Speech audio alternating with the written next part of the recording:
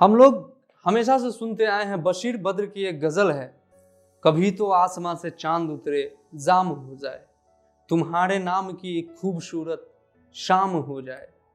इस गजल को हम लोग सुनते हैं, पर इसकी दो लाइन है जिसे हम लोग काफी कम गुनगुनाते हैं, या फिर ऐसा कहें कि काफी कम सुनते हैं। उजाले उनकी यादों के जरा तुम पास रहने दो, न जाने किस गली में जिंदगी की शाम हो जाए। कुछ ऐसा ही वाकया आज हुआ है जो हम आपसे शेयर करने जा रहे हैं।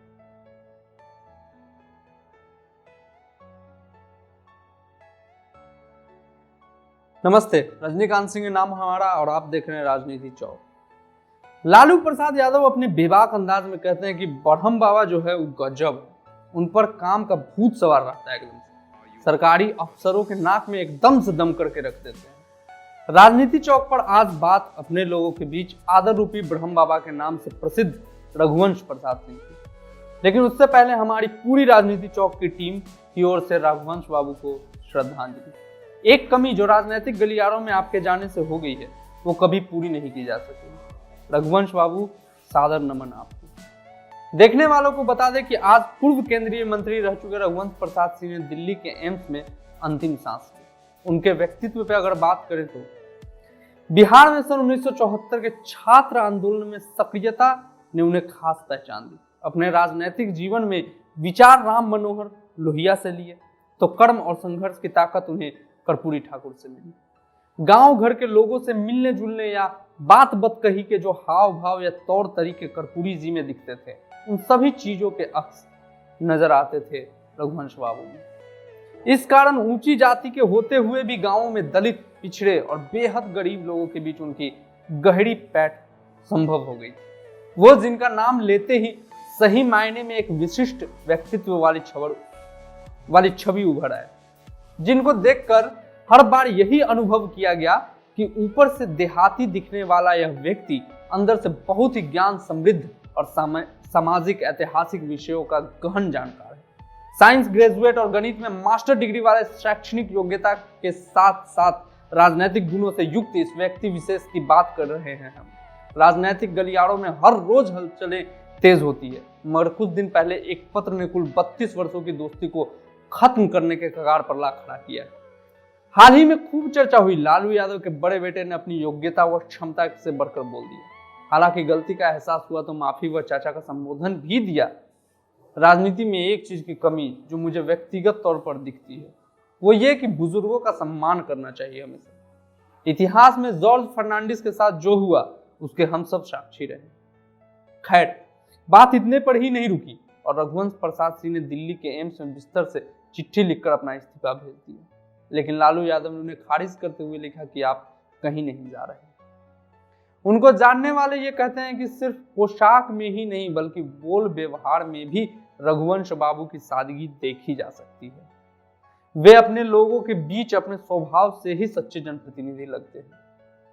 लालू प्रसाद यादव और उनकी पार्टी राष्ट्रीय जनता दल के कुछ गलत फैसलों का उन्होंने अपने स्वभाव के विपरीत बचाव किया, लेकिन उनकी ऐसी कमियों को लोग उनकी कुछ खूबियों के कारण भूलते भी रहे। जैसे कि लालू यादव से नाराजगी से बेपरवाह रघुवंश बाबू ने अपने ही दल के उन निर्णयों का खुलकर विरोध किया जिन्हें वह अनैतिक या जनविरोधी मानते थे। कभी कभी यह लालू राबड़ी सरकार या आरजेडी नेतृत्व से असहमत होकर ऑन रिकॉर्ड अपनी अलग राय रखकर सबको चौंका देते थे। रघुवंश बाबू से भेंट वार्ता यानी इंटरव्यू या टेलीफोन पर बातचीत करना बड़ा ही सहज और तनाव रहित हो जाता था। वजह यह थी कि बड़े नेताओं या मंत्रियों जैसे नखरे उनमें कभी नहीं रहे। उनके दिल खोल अंदाज का एक अलग ही आकर्षण रहा है। शुरुआत कुछ यूं हुई कि सीतामढ़ी के एक कॉलेज में गणित पढ़ाने वाले डॉक्टर रघुवंश प्रसाद सिंह 1962 में डॉक्टर राम मनोहर लोहिया की पत्रिका चौखंबा राज में लिखने छपने लगे थे। ऐसा कहा जाता है कि चौखंबा राज पढ़ कर ही लोहिया के बारे में उनकी एक स्पष्ट राजनैतिक सोच या दृष्टि बनी या विकसित हुई।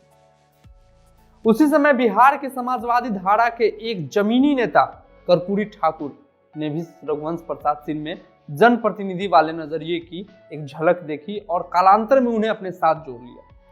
संयोग ही कहेंगे कि बिहार के पूर्व मुख्यमंत्री कर्पूरी ठाकुर के पैतृक गांव पितांजिया समस्तीपुर में जो पड़ता है, वही रघुवंश बाबू का ननिहाल भी। फिर वह लोहिया और कर्पूरी के समाजवादी आंदोलन से प्रेरित होकर राजनीतिक धारा में साथ हो ली। भाषण शैली लालू यादव की भाषण शैली से मिलती जुलती लगती जरूर है, मगर यहाँ दोनों की जन छवि, पब्लिक इमेज का जिक्र करूं तो लालू विरोधियों के बीच भी रघुवंश समर्थक मिल जाने की सच्चाई सब जानते हैं। बहरहाल लालू यादव जेल में है, मगर सुप्रीमो बने हुए हैं। अपने सबसे बड़े नेता को पार्टी से बाहर नहीं जाने दे सकते थे और जेल के अंदर से ही इस्तीफा नामंजूर कर दिया। उम्र के इस पड़ाव पर तो रघुवंश बाबू का राजद में सक्रिय होना मुश्किल लग ही रहा था। राजनीति में एक और बड़ी चीज है समाजवाद, जिसके लिए रघुवंश प्रसाद सिंह जाने जाते हैं। गौरतलब है कि बिहार में ऐसे ही एक और समाजवादी नेता रहे हैं रामजीवन सिंह। कर्पूरी ठाकुर से लेकर लालू यादव तक की राजनीति में रामजीवन बाबू उनके साथ रहे, पर उनके उसूलों को उन्होंने कभी नीचे नहीं गिरने दिया। रघुवंश बाबू आरजेडी के ही दूसरे वरिष्ठ और सोच समझ के परिपक्व माने जा रहे हैं। जगदानंद सिंह से कुछ भिन्न मन स्थिति वाले नेता हैं। जगदा बाबू जहां पार्टी की अंदरूनी कलह को शांत, खामोश और दबे मन से सुनकर अपना दायित्व निभाते हैं, वहीं रघुवंश बाबू बेहिचक खड़ी खड़ी सुनाकर विरोध आमंत्रित कर लेते हैं। अभी हाल के ही उस विवाद पर गौर करें जो रघुवंश बाबू की सख्त नाराजगी का कारण बना है। वह रामविलास पासवान की पार्टी से एक बार सांसद रह चुके रामा सिंह नाम के दबंग छवि वाले नेता को अब आरजेडी में जोड़कर रघुवंश बाबू के एक ही क्षेत्र से चुनावी टिकट देने की तैयारी होने लगी। पार्टी के इस रवैये पर रघुवंश बाबू इतने दुखी हो गए कि ऐसे दल से दूर हो जाना ही ठीक समझा। यही है इनकी वह खास फितरत जो इन्हें एक हद से ज्यादा समझौतावादी होने ही नहीं देती है। मगर बात बिहार में मौजूदा सियासत की करें तो लालू परिवार से जुड़ी सत्ता राजनीति में रघुवंश प्रसाद सिंह जैसे नेता की अब कदर हो ही नहीं सकती। बीते 32 वर्षों की उनकी अपने दल के प्रति आस्था और लालू यादव के साथ खड़े रहने की सार्थकता इतनी आहत हो चुकी है कि पहले जैसा जुड़ाव संभव नहीं दिखता। लालू यादव अगर चाहे भी तो आरजेडी की आंतरिक कमजोरियों से जुड़ी परिस्थितियों अब रघुवंश बाबू और आरजेडी को शायद ही एक दूसरे के करीब आने देंगे। हालांकि अब तो वो नहीं ही रहे। खैर, राजनीतिक पंडितों की माने तो अब अगर आरजेडी से रघुवंश बाबू के साथ छूटेगा तो भारतीय जनता पार्टी से जुड़े नीतीश कुमार के जनता दल यूनाइटेड को कबूल कर लेना भी उन्हें शायद ही मंजूर हो पाएगा। ऐसा कयास कल तक लगाए जा रहे थे, मगर किसे पता था इन सभी कयासों को खड़ी खड़ी छोड़कर आज अंतिम सांस ले लेंगे बढ़म बाबा अका रघुवंश बाबू। वो काम करने की लगन, सरकारी अफसरों के द्वारा काम न होने पर स्वयं ही कॉल करना या दफ्तर में ही पहुंच जाना सीधे, इसकी चर्चा नीतीश कुमार ने भी कई बार की। एक सच्चे समाजवादी छवि जिनके चेहरे पार्टी पोस्टर पर लगने से राजद दल पर समाजवादी छवि अपने आप उतर जाया करती थी। मतलब सोच कर देखा जाए तो न सिर्फ लालू यादव की आरजेडी में बल्कि बिहार की राजनीति में भी अगर रघुवंश प्रसाद सिंह जैसे कुछ ऐसे जुझारू विशिष्ट प्रकृति वाले प्रतिनिधि को अलग कर दिया जाए तो एक खाली फंसा दिखेगा जिसे भर पाना मुश्किल है, मुश्किल क्या नामुमकिन है। सार्वजनिक जीवन में बिना थके बिना रुके काम करते रहने वाले में शायद इसलिए भी रघुवंश प्रसाद का नाम लिया जाता है। अपनी माटी, अपनी बोली और अपने लोग जिनके व्यक्तित्व में रमे हुए ऐसे राजनेताओं की सूची बिहार में वैसे भी छोटी ही होती जा रही है। रघुवंश प्रसाद सरीखे नेता नजर आ जाते हैं तो उभरती हुई सियासी विकृतियां कम खलती हैं।